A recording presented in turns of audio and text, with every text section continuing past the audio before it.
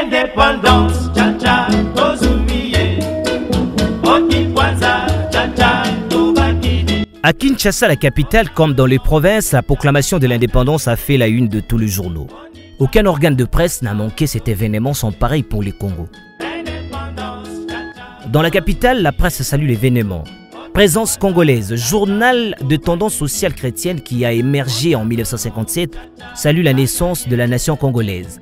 La photo qui fait sa une montre un groupe folklorique congolais avec un artiste jouant la corne de buffle.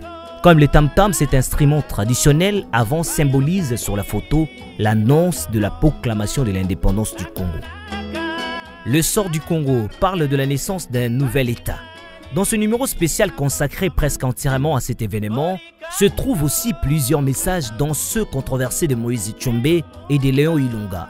Le premier, en sa qualité de président du gouvernement du Katanga, s'adresse spécialement à ses compatriotes katangais et parle avec des mots à peine voilés de l'indépendance de sa province.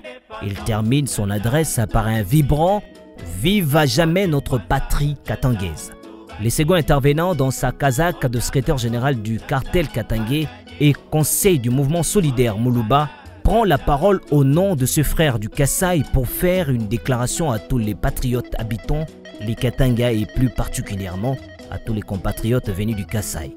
Des messages tendancieux qui préfigurent les difficultés à venir.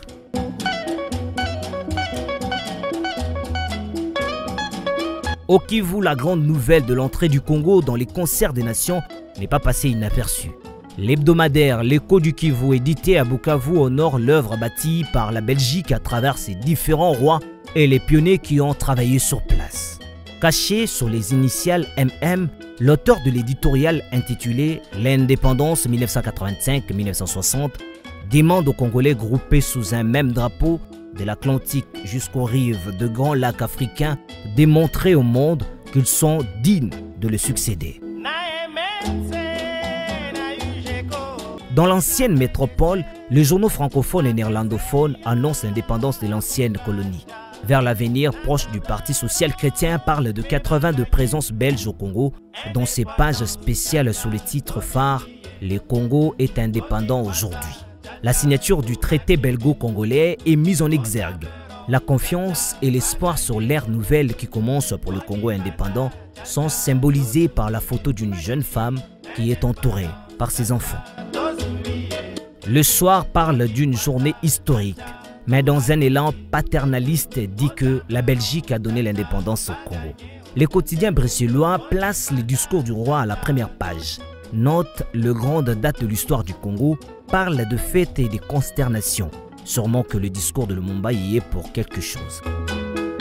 Pour Hit Waker News, le roi Baudouin passe les pouvoirs à Kasavubu et Lumumba. Une photo prise en Belgique montrant les deux leaders ensemble accompagne l'article. Tout en se demandant si la Belgique avait vraiment le choix, l'hebdo flamand titre « La République du Congo est indépendante ». Dans son numéro du 3 juillet 1960, l'hebdomadaire flamand dépose ce titre « Congo saut dans le noir » avec en prime une photo en couleur de danseurs traditionnels.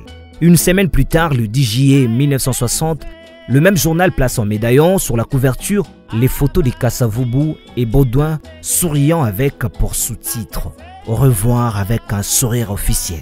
Mais le contraste avec le titre principal de la une de l'hebdo est interpellant. Congo, 30 juin 1960, fête de l'incertitude. Un jour plus tard, soit le 11 juillet 1960, Tshombe proclame l'indépendance du Katanga. Après 80 ans de vie commune mouvementée, le Congo et la Belgique décident de se séparer. Une émission des timbres tant au Congo qu'en Belgique rappelle cet événement qui marque un tournant dans les relations entre les deux États souverains.